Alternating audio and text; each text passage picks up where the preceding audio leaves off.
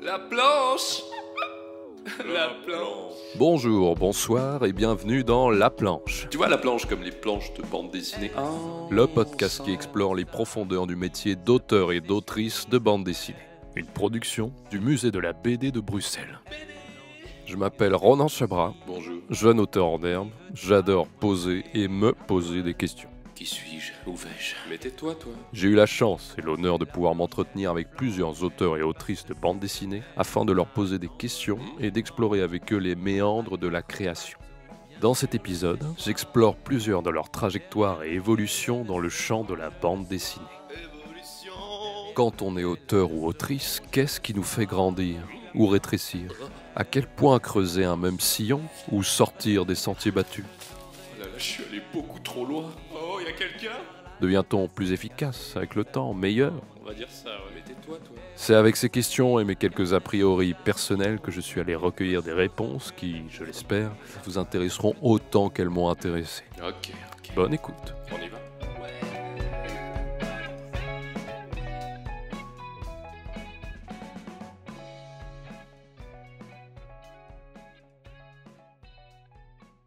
Non, il y a une vraie évolution, parce qu'au début, je ne savais pas trop.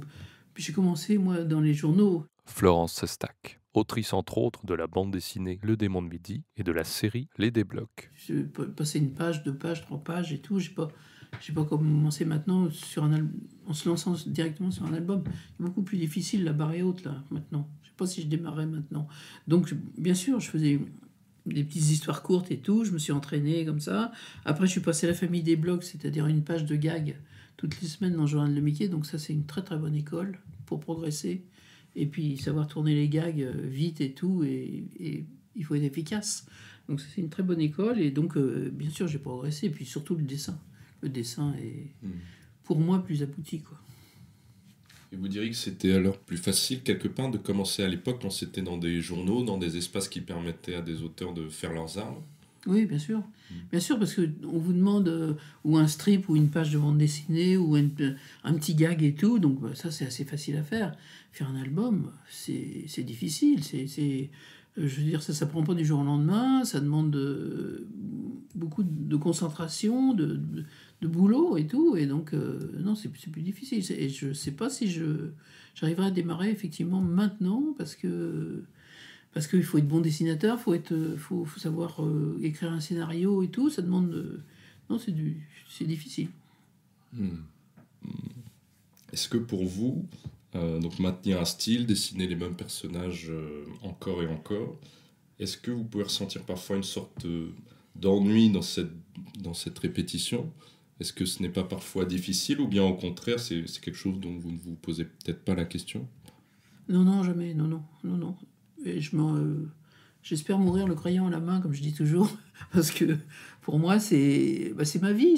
J'adore dessiner, je m'en lasse pas. Pour le moment, je m'en lasse pas. Donc peut-être qu'un jour, j'en aurai marre, effectivement, mais pour le moment, je m'en lasse pas. Et puis de trouver toujours des choses, de progresser dans le dessin, de trouver toujours des choses nouvelles et tout, c'est jouissif, quoi. Et donc, quand on sent qu'on a... j'ai bien balancé une scène, j'ai bien trouvé l'expression qu'il fallait, j'ai bien trouvé je sais pas, des petits détails, mais c'est comme ça que moi, je trouve mon plaisir, quoi. Voilà.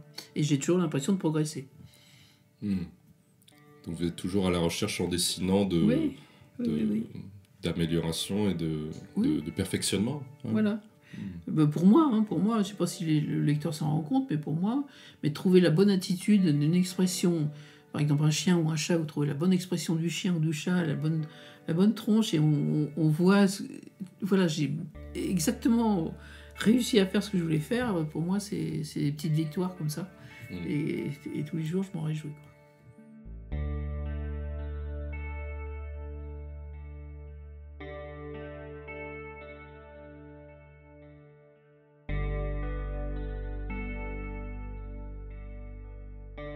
Le scénario, je pense que j'étais plus vite prête que le dessin. Clara Lodewyk, autrice de la bande dessinée Merel. Et je pense que le dessin, il y a eu un truc déclencheur où je me suis dit, là, maintenant, je me sens plus prête peut-être justement à aborder une histoire en dessin. C'est quand j'ai été sur le conseil de mon éditeur, j'ai fait de la ligne claire et que j'ai été obligée de cerner tous mes personnages, j'avais l'impression de vraiment du coup assumer quelque chose que j'assumais pas avant, d'être obligée de l'assumer aux yeux de tout le monde et de dire voilà, c'est comme ça que je fais mes mains, c'est comme ça qu'ils seront les bras, c'est comme ça qu'ils seront les t-shirts. Et ça m'a vraiment permis de lâcher prise sur plein de choses, de prendre confiance en moi et de me dire bah voilà, c'est comme ça. Et là j'y vais quoi. Oui, ça m'a aidé. Et qu'est-ce qu'il y avait dans ce côté ligne claire qui faisait que c'était tout de suite plus assumé pour toi? À partir du moment où tu as fermé ton dessin, c'est que tu as décidé ça. T'as pas, tu vois, tu peux avoir des dessins beaucoup plus, oui, où tout est ouvert et où on peut se dire oui, peut-être ce trait, il est un petit peu aléatoire. La personne a fait ça comme un croquis, ou la personne s'est laissé la liberté de laisser de l'espace. On peut imaginer ce qu'on veut dans le trou qui a été laissé. Quand tu fais de la ligne claire, tu laisses pas l'espace au lecteur d'imaginer autre chose ou de rêver. Tu dis au lecteur ou à la lectrice, ce dessin est comme ça, tu peux pas le voir autrement. Et c'est assez autoritaire, la ligne claire, je trouve. Mais pour ce projet-là, et pour me donner ce boost de confiance qu'il fallait pour faire ça, parce que j'avais vraiment pas confiance en mon dessin, c'était exactement ce qu'il fallait. Dire, voilà, c'est comme ça que ce sera, et point barre. Maintenant, on discute plus, on y va. Il faut faire 160 pages, il faut y aller.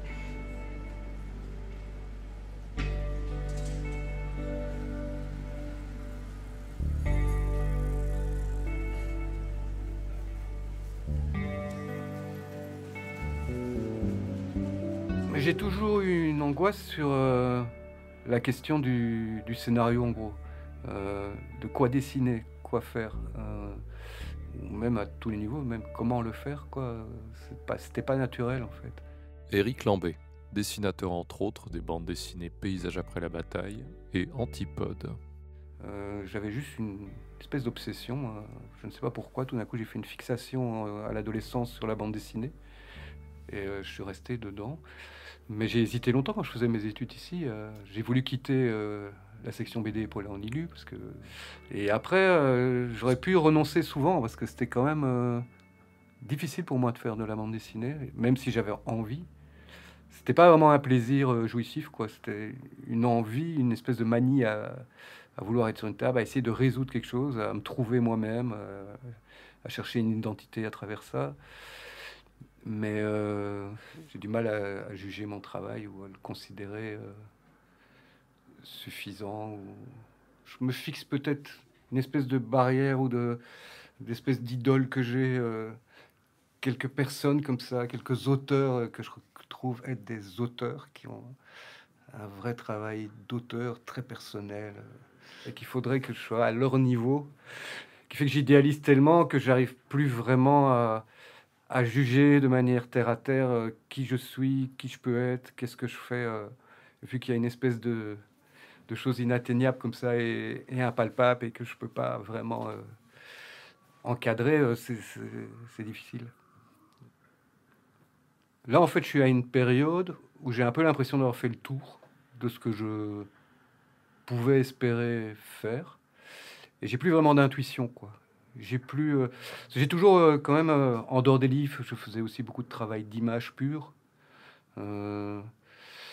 Et j'avais des idées, en fait, quand même. Même si je me considère comme un auteur qui n'a pas d'idées. C'est pour ça que j'ai besoin de travailler avec des scénaristes, ou que quand je travaille seul, j'ai pas de scénario.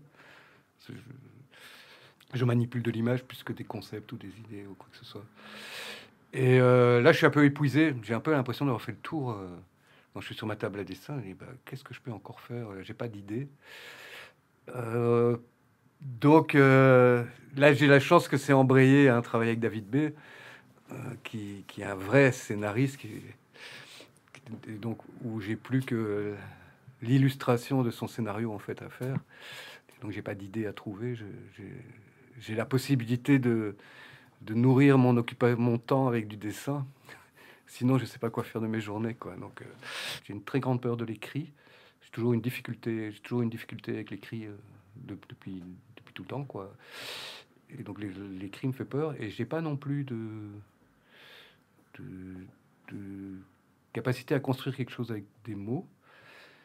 Et donc, ça se traduit tout de suite, dès qu'il y a une idée qui se présente en tête, elle se traduit tout de suite par une image. Et c'est à partir de cette image-là que je peux commencer à construire quelque chose. Ce qui est en fait un handicap assez costaud, quoi, parce que je pense que toute création réclame à un moment une sorte de scénarisation, qu'on fasse de la BD, qu'on fasse une seule image, de la peinture. Il y a un moment, il y a une question de scénario. En architecture, tu construis une maison, on parle aussi de scénario au début. Pour structurer. Ouais, quelque chose qui est un peu le fondement d'un projet. C'est quand même la base, se trouve être le scénario, quoi. Et donc c'est un handicap de ne pas avoir ça. Donc c'est sur les handicaps que j'ai rebondi, quoi, en général. Comme je te le disais au début, ça a été vraiment très laborieux, très difficile pour moi de pratiquer de la bande dessinée, de faire de la bande dessinée. Et donc c'est à partir autant de toutes ces failles que j'ai tenté de répondre à mes manques et de trouver des solutions à ça. Donc à un moment, je me suis dit, effectivement, tu ne sais pas écrire un scénario, tu n'as pas de plaisir à ça, tu ne sais pas le faire. Donc comment pouvoir, quand même, de là, comme tu as envie de faire de la BD, comment faire? Et donc de se dire, tiens, je peux imaginer une autre manière de créer de la narration qui passera pas par les mots, par exemple, et qui passera par l'image. Voilà, c'est tout le temps une espèce de rebond face à ces failles, quoi. Ce qui t'a permis du coup de développer des sortes de stratégies narratives et visuelles assez singulières. Ouais, c'est ça, ouais.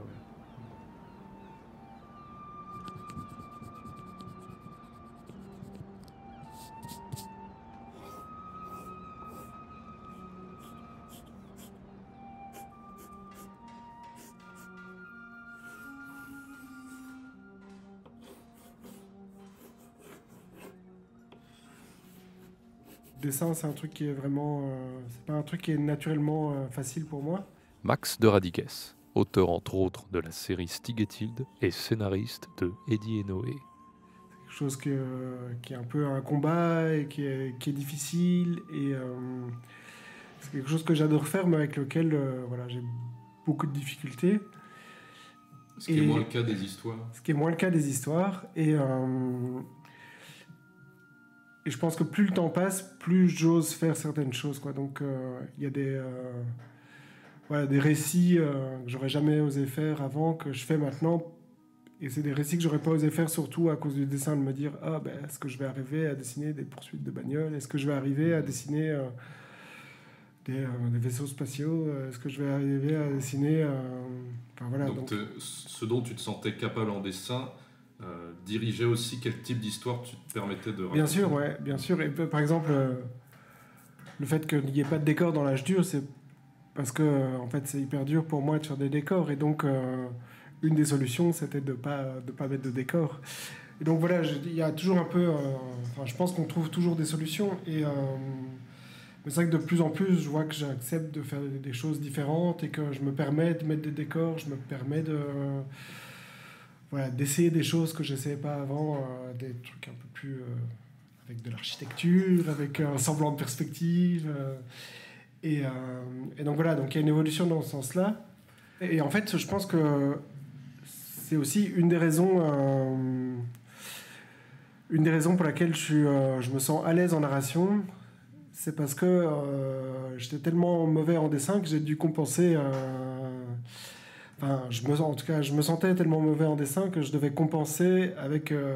mon récit devait marcher, quoi. Pour qu'on excuse le dessin et qu'on oublie un peu... Mon idée, ça a toujours été que le lecteur oublie un peu le dessin et plonge dans le récit, quoi. Et alors, en fait, à l'époque où moi j'étais étudiant à Saint-Luc, début des années 2000, entre 2001 et 2003, ou un truc comme ça, 2001-2004, je sais plus.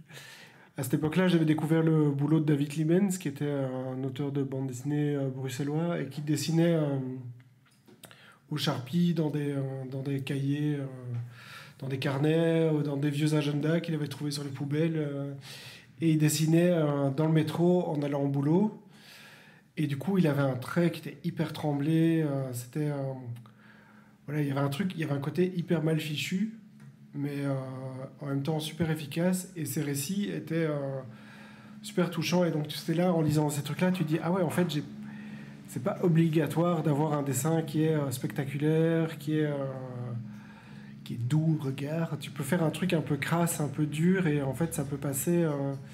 Je me souviens qu'à la même époque, quand j'étais à Saint-Luc, j'avais découvert il y avait Johannes Farr qui publiait ses carnets à l'association. Et ces carnets, c'était un peu un ramassis de tout et n'importe quoi. Tu sentais que c'était le gars, il dessinait. Il s'autorisait ça tout ce qu'il voulait. Ça lui vomissait de la main. Il dessinait en permanence, qu'il soit en public, seul, avec des gens qui discutent. Il était tout le temps en train de dessiner. Et du coup, dans ces carnets, il y avait des trucs drôles, des trucs hyper moches, des trucs bien foutus, des trucs tu sais pas pourquoi c'était là. C'était un espèce de... Il n'y avait aucun filtre, quoi. Et de voir des trucs comme ça, ça m'a fait me dire aussi, mais en fait, en fait, on a le droit de dessiner... on a le droit de dessiner et de pas toujours bien dessiner, quoi.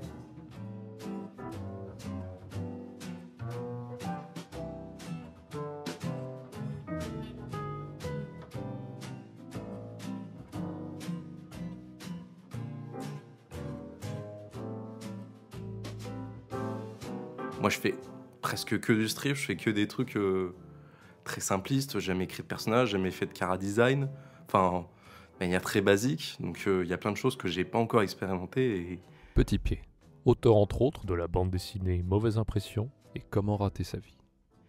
Mine de rien, je suis pas encore proche de la plupart des auteurs de BD. Je suis pas de ce qu'on attend d'un auteur de BD encore, quoi.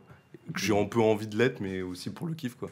C'est vrai que l'image qu'on a souvent de la bande dessinée, c'est d'abord des personnages qui apparaissent souvent en tête. C'est ça. Et oui, tes personnages sont neutres, j'allais dire. Ils sont à l'essentiel, quoi. C'est vraiment l'idée d'un personnage. Moi, de toute façon, l'idée, c'est que c'est un truc que je me rendais compte que je fais des dessins très simples, du coup, des personnages très simples. Parce que pour moi, dans mes strips, l'important, c'est la blague et que les gens comprennent directement la blague. Et ne serait-ce que j'avais un truc de j'essayais d'éviter de mettre des oreilles à mes personnages. Parce qu'après, ça les humanise, donc on a l'impression qu'ils sont tout nus. Du coup, il faut leur mettre des vêtements, du coup, il faut leur mettre une coupe, du coup, il faut leur mettre même une couleur de coupe cohérente. Tu vas pas les dessiner en rouge, c'est chelou. Du coup, j'aime bien aller au plus simple pour en fait juste avoir que la blague parce que c'est que ce qui m'intéresse. Et par contre, si j'ai envie de raconter des histoires, là, forcément, on habille les gens. mais du coup, c'est vrai que ça entraîne tout un tas de questions. Comme tu dis. Dès qu'on commence à mettre des détails, du coup, on voit ce qui manque aussi, quoi. Ouais, c'est ça. Du coup, j'évite de mettre des détails. Je fais des fonds unis. Et là-dessus, ça fait que, mine de rien, j'ai pas mal de retard par rapport à d'autres auteurs de BD, notamment les gens en école d'art qui ont fait des trucs beaucoup plus traditionnels, en tout cas en termes d'histoire. Ils ont compté des personnages, ils ont fait de la BD comme on entend de la BD. Donc c'est vrai qu'avoir ce parcours-là très internet et très faire que de la blague, ça m'a reculé tout ça. Et j'aimerais bien y aller, même si... je pense que le fait d'avoir fait des strips fait aussi que j'ai un regard différent là-dessus. Et du coup, j'ai un peu aussi envie de voir comment je pourrais faire des histoires avec des personnages tout en ayant ce truc très blague et très idée bête ou idée un peu chelou.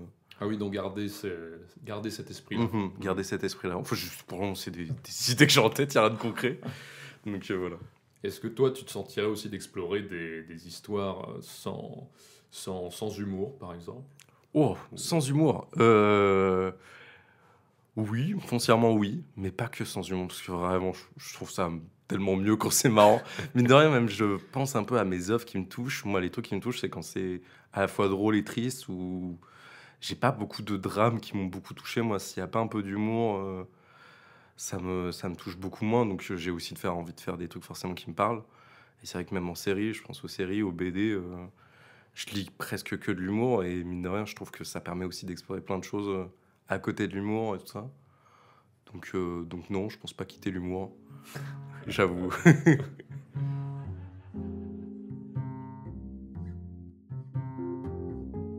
Il faudrait que j'essaye de faire un truc sentimental ou je voulais faire vraiment de la... humour. Oui, de la fiction. Enfin, ça, c'est mon ciao panda.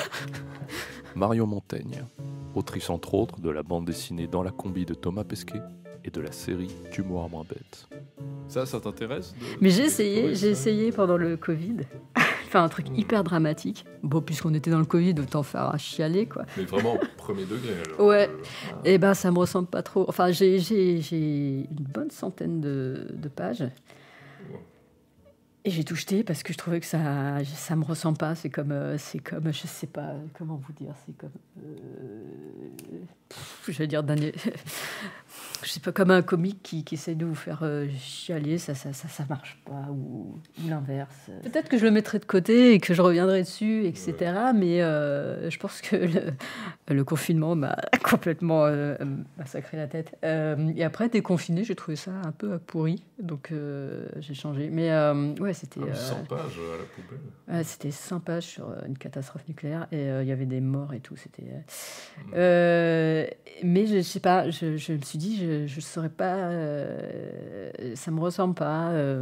Ça me déprime. Ça m'auto-déprime. Je crois que j'ai un fond. Faut pas trop faut mieux que je rigole, sinon le monde est déprimant. L'angoisse.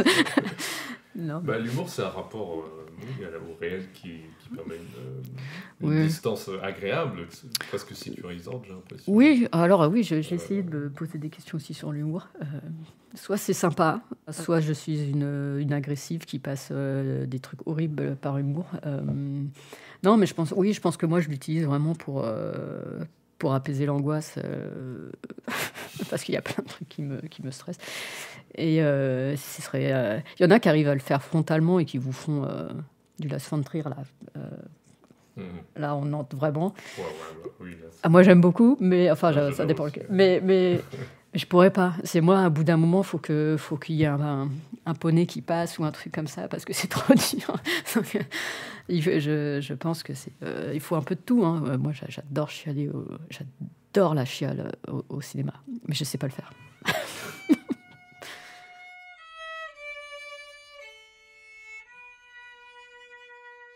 Au début, j'étais pas efficace parce que je me sabordais. C'est-à-dire, je me trouvais tellement nulle. Je pensais, je sais pas, ça va mieux. Hein. Mais je prenais pas du bon papier. Je prenais du papier machine, c'est moche, ça gondolait et je travaillais trop vite. Parce que je sais pas, j'avais un problème avec la rapidité. J'avais l'impression qu'il fallait que je rende vite mon travail, sinon ça voulait dire que j'avais pas d'idée, etc. Et que ça y est, j'étais finie. Donc, je me suis un peu calmée. Mais ouais, je me suis longtemps sabordée. J'ai pas pris soin. Je me disais, bon, c'est quitte à faire de la merde. Non. Donc maintenant, tu achètes du meilleur papier. Voilà, je dessine. Il faut que ce soit agréable. Maintenant, je suis une patachon, je vieillis. Non, mais c'est aussi une autre forme de mentalité, c'est que je prends plus soin, même si ça se voit pas. Moi, je trouve que ça se voit, mais je sais pas, c'est pas la même mentalité. Je suis moins en lutte, je suis un petit peu plus apaisée, mais tout aussi énervée dans le dessin. Mais j'ai compris aussi dans le scénario que plutôt, il y a des jours où ça va pas, ça n'avance pas, c'est pourri. Et maintenant, j'ai compris que bon, c'était nécessaire. C'est des phases nécessaires, un peu d'ému, quoi, qu'il faut faire. Et tant pis, ça ira mieux le lendemain. Alors qu'avant, c'était la panique. C'était je suis qu'une merde. Je vais me rouler par terre. Je suis finie. Voilà, j'ai plus d'idées.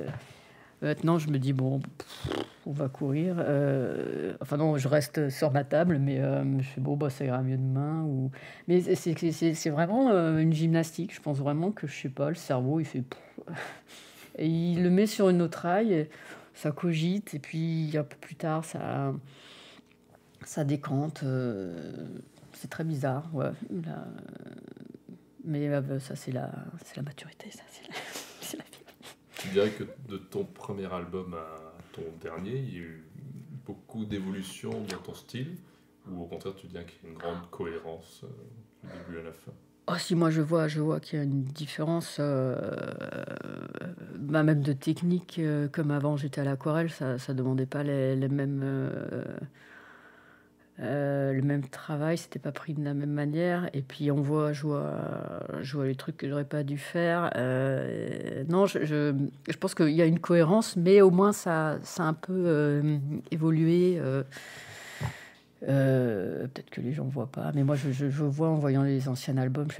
Il y a des albums que j'aimerais redessiner. Peut-être que les gens verraient même pas la différence. Vous trouverez que c'est toujours dessiné par un enfant de 5 ans, mais Mais moi, je vois, il y a des trucs que j'aime pas. Donc, on va dire que c'est de l'évolution.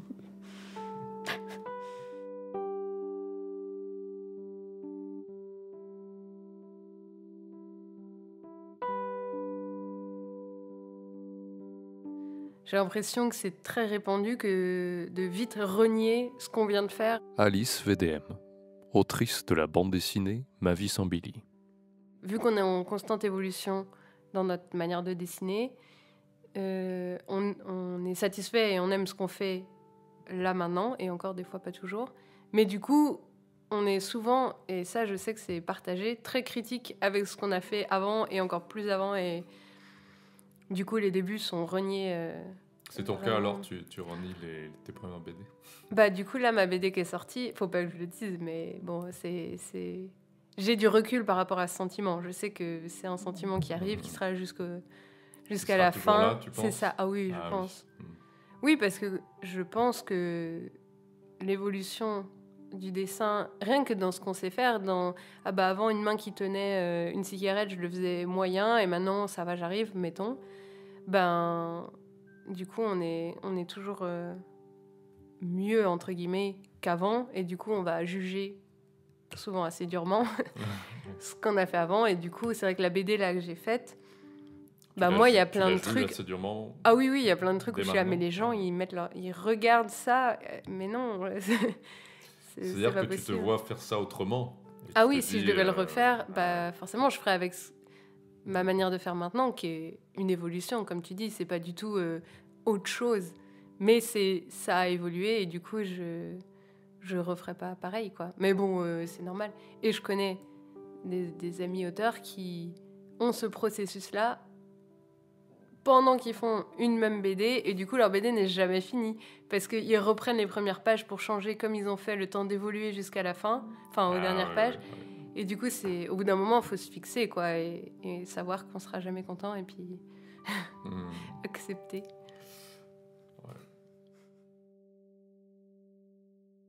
Je regarde jamais mes albums précédents. Je regarde devant, je regarde jamais derrière. Donc, Bruno Gazzotti, dessinateur entre autres de la série Seul et sur la série Soda. Ça t'arrive pas de relire ce que tu si ça m'arrive, non, de relire jamais.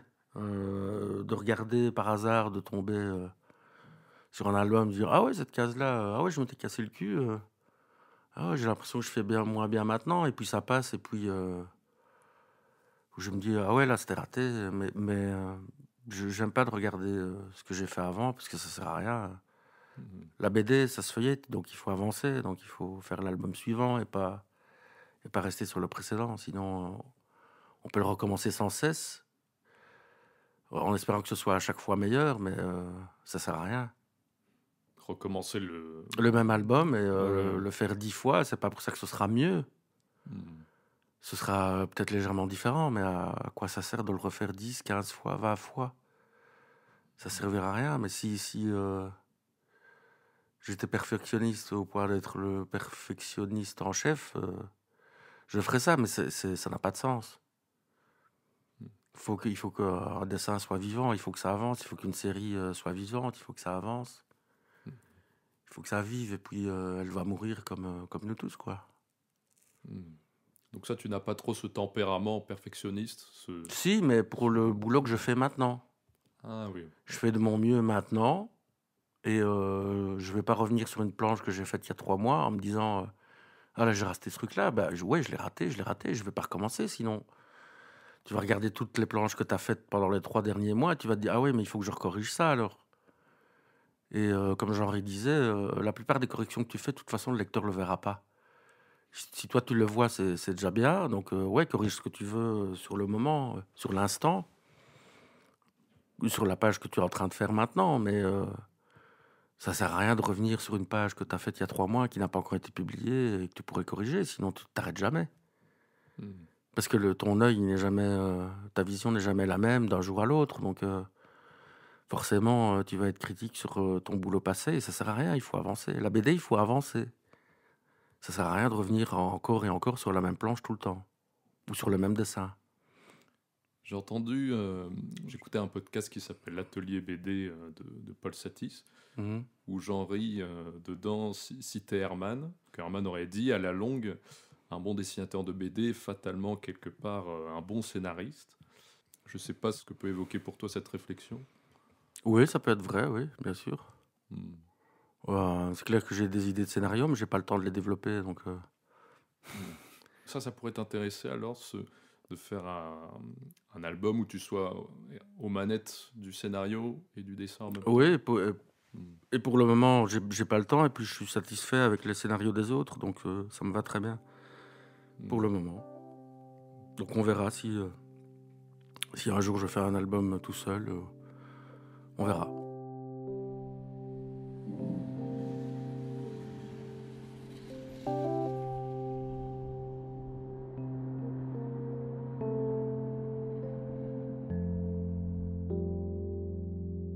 Alors, je sais, alors il faut jamais dire plus jamais, donc.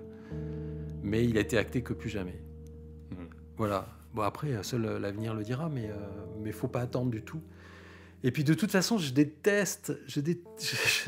Disons que ça m'intéresse pas trop, finalement, de trop revenir là-dessus. Philippe Dupuis, auteur entre autres des bandes dessinées Mon papa dessine des femmes nues et J'aurais voulu voir Godard, à propos de sa longue collaboration passée avec Charles Berberian sur des séries comme Monsieur Jean. Mais là, je parle plus sur pas des entretiens comme on fait, mais des fois où très très vite. En séance de dédicace, par exemple, j'en fais très peu, mais aussi pour cette raison-là, c'est que j'ai pas envie d'être confronté trop souvent à. Oui, bon alors je viens vous chercher votre dernier bouquin, ouais, bon, ça a l'air sympa, mais alors le prochain, Monsieur Jean, ça sera quand vous allez en faire un, quoi. Et ma réponse est, mais est-ce qu'on pourrait pas. Enfin, d'abord, le dernier date d'il y a longtemps. Ben oui, un bon moment. On peut pas s'intéresser plutôt à ce que je suis en train de faire, critiquable ou pas, que à ce qui est passé. Même si je peux comprendre cet attachement, on a tous des attachements. Moi, j'en ai à d'autres livres anciens, mais enfin, je sais pas quoi. C'est comme si j'allais embêter Philippe Druillet. Tu vas refaire un Lone Sloan. Bon, en plus, là, on n'en parle plus, personne. Enfin, non, il y en a encore qui savent, mais c'est plus la question. C'est pas sa question aujourd'hui. Il s'intéresse à d'autres choses. Il peint des choses. Donc voilà, quoi. Tout ça appartient à une époque. Le temps avance à toute vitesse. Charles et moi, notre dernier livre doit dater de juste après qu'on ait eu le Grand Prix de la ville d'Angoulême. C'était en 2008. Donc, je suis très mauvais en calcul, mais de 10 à 23, il y a déjà 13 ans.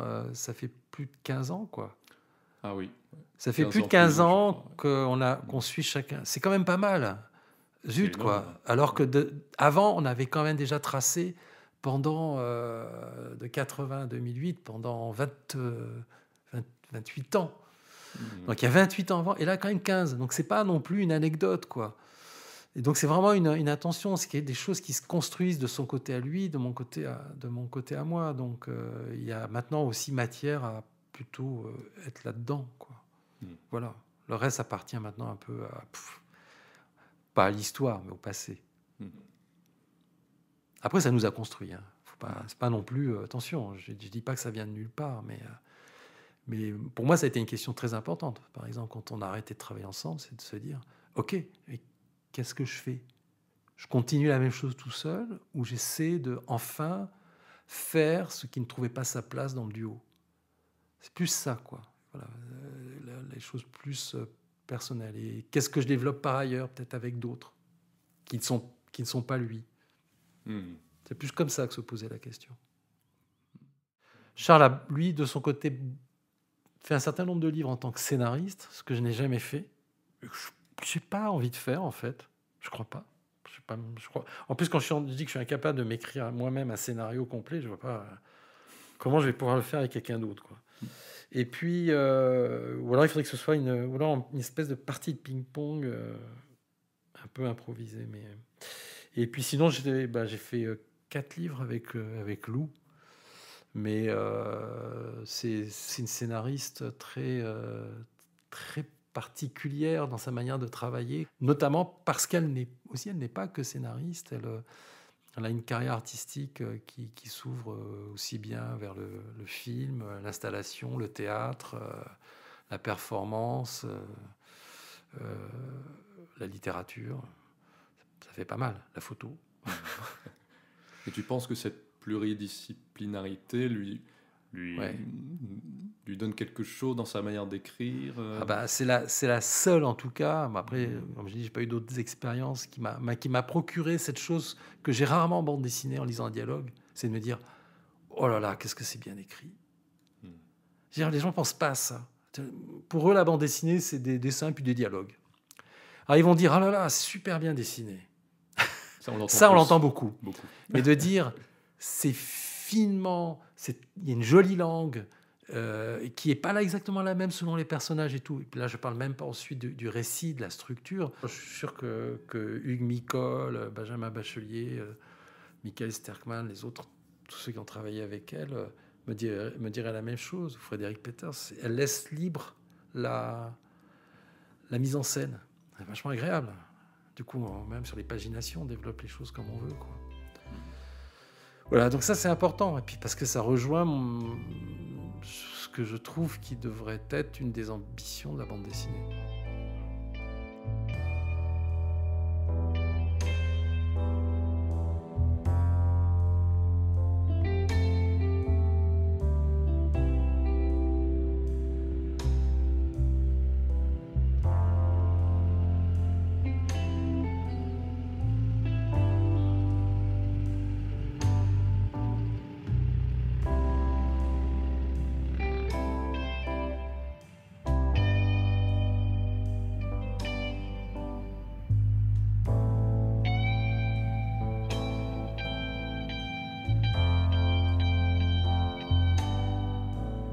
J'ai jamais travaillé sur ce modèle scénariste, dessinateur. Thierry Van Asselt, auteur entre autres de la bande dessinée La véritable histoire de Saint-Nicolas et co-auteur de Vivre à Fandisco. J'ai toujours voulu travailler sur une rencontre d'artistes qui se rencontrent dans l'écriture de la bande dessinée, mais donc il n'y en a pas un qui fait l'histoire et l'autre qui réalise le travail de mise en scène dans la bande dessinée. C'est vraiment un travail de rencontre plutôt dans l'écriture et idéalement dans une sorte de... C'est pas vraiment une improvisation parce que c'est vraiment un processus d'écriture, mais qui fait qu'on... Comme quand on écrit, on peut revenir en arrière, on peut rajouter des choses, on peut faire. Il y a un travail, il y a souvent avec cette manière de travailler un travail de montage qui est nécessaire. Qui se fait à deux souvent. Dans l'écriture, oui, qui peut se faire. Ça dépend, oui, qui peut se faire à deux ou que je fais seul, ça dépend des projets. Et puis je travaille aussi beaucoup avec Marcel Schmitt, qui est mon collaborateur avec lequel j'ai fait Frandisco, qui est un artiste de l'AS Grand Atelier. C'est un centre pour artistes mentalement déficients. Donc lui, il est trisomique, mais c'est un énorme artiste c'est un urbatecte. Il a construit une maquette d'une ville qui s'appelle Frandisco, qui est une énorme ville en carton et en scotch, une ville qui n'arrête pas de grandir, pour laquelle il raconte un tas d'histoires incroyables. Et donc j'ai beaucoup travaillé avec lui, et ça c'est encore une autre manière d'avancer, parce que c'est lui qui fait avancer le récit, et quelque part c'est moi qui le guide pour que ce récit existe. On est très interdépendants.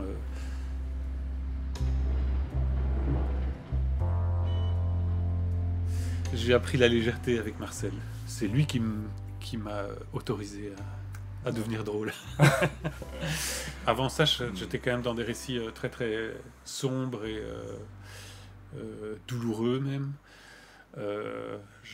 J'avais cette enfin oui, ça baignait un peu dans la noirceur quand même, ce qui est toujours le cas, parce que je suis pas franchement très très optimiste, mais Marcel m'a amené la lumière avec Frandisco. Tout est très blanc. Ouais.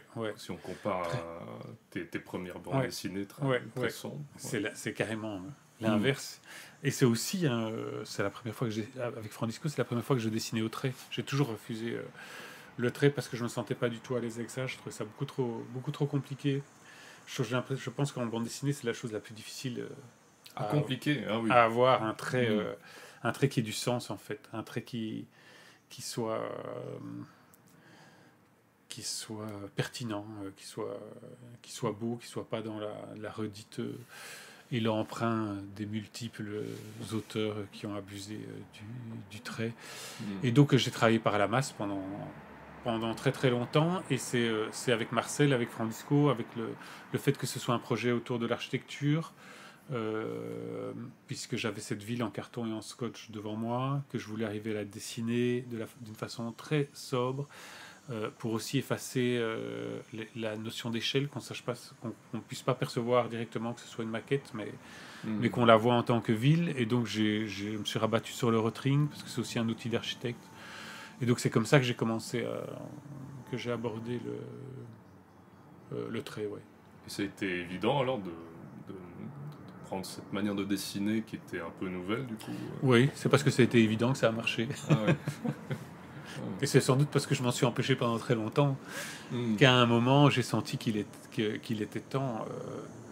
Mais bon, je pense aussi qu'il faut se déplacer dans les techniques, et j'adore ça.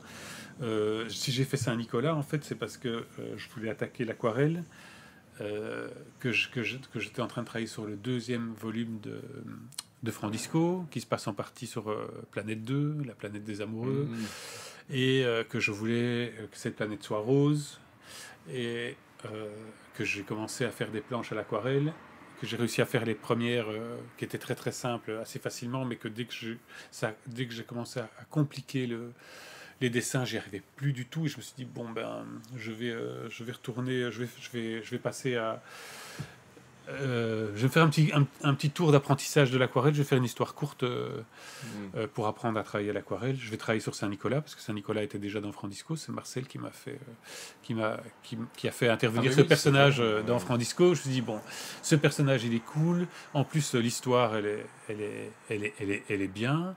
Je peux l'adapter dans un univers contemporain. Je vais essayer de faire ça rapidos en 16 pages, comme ça après je peux revenir sur Francisco Planète 2, quoi. Et en fait c'est parti sur un très long récit. Mais c'est pour dire que c'est de nouveau une envie en fait d'avoir une technique adaptée à quelque chose que je veux raconter. Et je sais pas ce que je vais quand et si je vais lancer des nouveaux projets, vu que j'ai encore plein de projets dans mes cartons qui ne sont pas finis, sur lesquels je vais me pencher. Mais je pense que quand j'aurai un nouveau projet, ça viendra aussi de l'envie d'utiliser une autre technique, très probablement, quoi. Une nouvelle technique, une nouvelle façon de raconter. Et alors j'aurai un territoire à explorer comme ça. J'ai pas tellement... Quand c'est trop connu, ça m'intéresse moins, quoi. Sauf si le projet n'est pas fini. Par exemple, Francisco, je considère que c'est un projet qui n'est pas fini. J'ai fait un premier volume qui était un premier temps. Comme ce qu'on a développé avec Marcel, c'est une sorte de projet de vie autour de sa ville et des déplacements de sa ville et de nos déplacements ensemble. Je considère que ça va continuer, et donc ça va continuer en s'élargissant un peu, puisque dans le 2e volume, il y a encore des planches comme ça au Rotring et au Tipex, mais il y a aussi des planches, il y a l'inverse, il y a des planches à la carte à gratter, donc très très sombres, et puis il y a des planches à l'aquarelle. Ouais. Je cherche toujours l'inverse de ce que je sais déjà faire.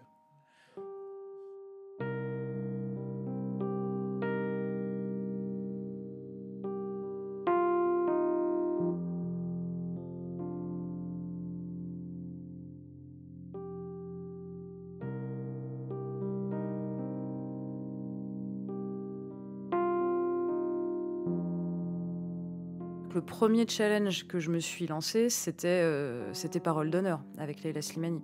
Laetitia Corrine, autrice entre autres de la bande dessinée Priscilla et dessinatrice de l'incroyable histoire du sexe. Bon, déjà, parce que bosser avec un Goncourt, ça fout la pression. Et qu'en plus, c'était la première fois que je faisais un one-shot. Enfin, je dis ça, j'avais fait La question de Dieu, mais c'était de l'humour. Un livre sérieux, plutôt réaliste, avec des interviews. Dans un style que je ne maîtrisais pas réellement, et j'ai tellement flippé que j'ai adapté même mon dessin à la coloriste que j'avais choisi. J'ai dit, je veux Sandra Desmazières, elle est archi excellente. Et je me suis même dit, au moins, si le dessin est pourri, la couleur sera archi excellente. Donc ça ira, ça rattrapera le bousin. Et je me souviens avoir pris peur parce qu'à un moment, j'ai eu peur qu'elle soit pas dispo. Et je me suis dit, mais attends, mon dessin, ça va pas aller si c'est quelqu'un d'autre qui fait ça. Mais oui, non, ça a été un défi. Et vraiment, j'ai failli le rendre. J'ai même failli rendre le projet en calculant ce que j'avais bouffé comme avance sur droit. En me disant, ah, attends, j'ai bouffé que 4000 balles, je peux leur rendre peut-être. Et non, je me suis forcée à aller jusqu'au bout. Je suis très contente de ce qu'on a fait. Et à partir de là, en fait, là, en ce moment, j'ai envie de faire plutôt de l'horrifique. Je sais pas si je vais le faire, mais j'ai envie de faire ça. J'ai fait une quinzaine de pages pour un pote. J'ai changé d'outil, donc je suis passée au crayon de couleur noire. C'est là que je me suis aperçue que je kiffe ma race, le crayon de couleur noire. J'ai dessiné un kraken énorme avec un galion, un truc que je ne sais absolument pas dessiner d'habitude. Mais je me suis dit, bah, si j'essaye pas, j'y arriverai pas. En fait, c'est dans ce sens-là que je me dis que je me fixe des espèces de défis, tu vois, en me disant, bon, ça je vais essayer de le faire, puis je vais y arriver. Et quand j'y arriverai, j'aurai un peu plus confiance, quoi. J'aurai, tu sais, step up, quoi. J'aurai un niveau en plus, une aptitude en plus dans un jeu, quoi. Et quand tu disais confiance, c'est confiance en termes de ta technique en bande dessinée? Ouais. Enfin, en dessin. En dessin. Ouais, j'ai des lacunes. Enfin, c'est pas que j'ai des lacunes. On a tous nos faiblesses de toute façon en dessin, quelles qu'elles soient. Mais oui, je suis consciente de mes limites. C'est que je peux pas je pourrais jamais te faire une course de bagnole, par exemple. Où on m'a proposé de faire un bouquin sur une nana qui a fait le tour du monde à moto. J'ai dit non. Parce que je sais pas dessiner les motos. Voilà, ça aurait pu être un défi, mais ça aurait été un... Ouais, alors oui, si, ça c'est un truc que j'ai pas dit. Je me lance pas de défi où je sais que ça va pas être plaisant pour moi. Si je sens que ça va être laborieux, que je vais passer... Parce que c'est quand même très long, il y a un temps incompressible de dessin. Si je sens que je vais passer 6 mois de ma vie à me faire chier, mais vraiment sur un truc, 6 mois minimum, hein, non, j'y vais pas. Ce projet que tu as fait avec Leila Slimani, tu disais tout à l'heure que tu avais été assez intimidée par le projet. Et comment finalement tu as réussi à t'y retrouver dans ce projet et donc arriver au bout? Parce que le sujet me tenait à cœur. Le sujet était porteur et c'était un sujet féministe. C'était quelque chose, comment dire, c'était un sujet qui permettait à des femmes de s'exprimer, enfin en tout cas qui permettait de donner un visage à des femmes qui s'étaient exprimées sur un sujet qui était difficile. Et je me suis sentie investie d'une sorte de mission. Et puis, je sais pas, j'aimais vraiment beaucoup ce projet. C'est uniquement... Ouais, je crois que c'est vraiment ça. C'est parce que le sujet était porteur pour moi. Et que je sentais que j'avais énormément de choses à apprendre. Et je me suis pas trompée. J'ai appris énormément de choses en faisant ce bouquin. Et je regrette pas du tout. Et au contraire, j'ai vraiment adoré. Même si c'était laborieux et difficile pour moi au début. Et puis que j'ai dessiné plein de choses que je ne savais pas dessiner. J'avais peur, encore une fois, de pas être à la hauteur, surtout. Parce que quand tu bosses avec un Goncourt, tu sais que on t'attend un peu au tournant. Mais ouais, non, c'est uniquement ça. C'est parce que le sujet m'a plu et que j'avais vraiment très, très, très envie de le faire. Et j'avais pas envie de le rendre aussi parce que je voulais le faire. C'est un beau sujet. Et avoir réussi à faire ce bouquin, est-ce que ça a été signifiant pour... la manière dont tu fais peut-être la bande dessinée, dont tu penses tes propres capacités ou... Oui, complètement. Parce que je suis allée au bout et parce que je me suis prouvée à moi-même. On a besoin de se prouver des choses quand on est auteur de bande dessinée. Quand on est artiste de manière générale d'ailleurs, hein, pas que dans la bande dessinée. Quand on est humain même peut-être. Mais oui, mais tout à fait. Ouais, quand on est humain, on a besoin de se prouver. Non, attends, c'est bon, les humains, ça va quoi.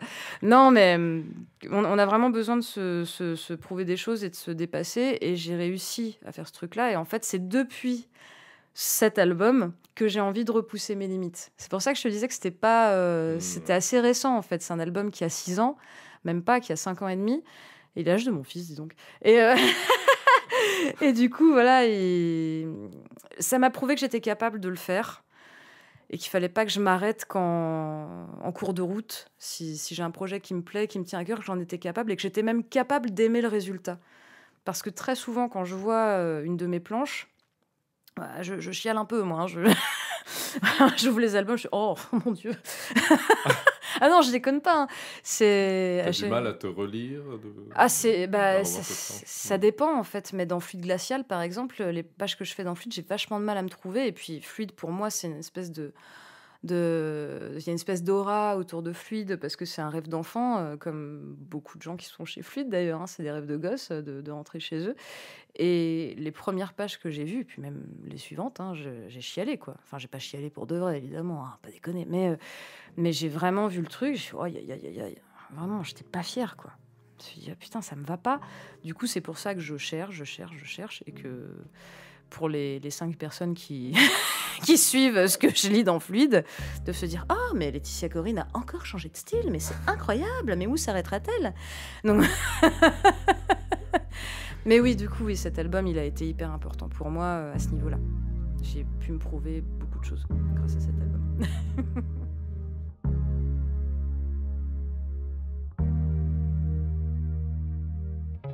C'était le podcast La Planche. Musique par le groupe Le Noir, Garance Midi, Kevin MacLeod et Scott Buckley. Un immense merci à tous les auteurs et autrices pour leur patience et de m'avoir accordé de leur précieux temps. Un énorme merci au Musée de la BD de Bruxelles d'avoir financé, suivi ce travail et d'avoir rendu tout cela possible.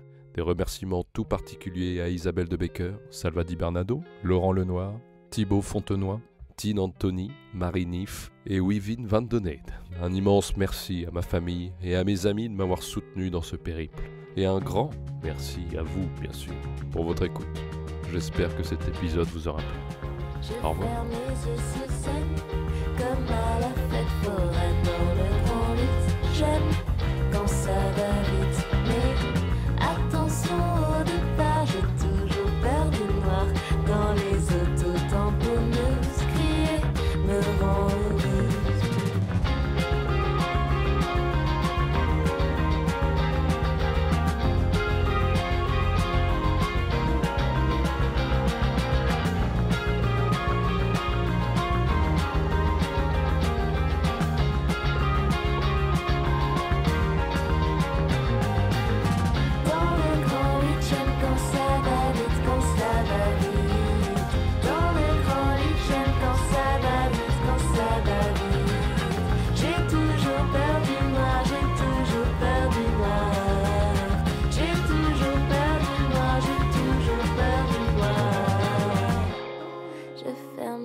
Sur scène, comme à la fête foraine dans le grand 8. J'aime quand ça va vite, mais attention au départ, j'ai toujours peur du noir. Dans les autos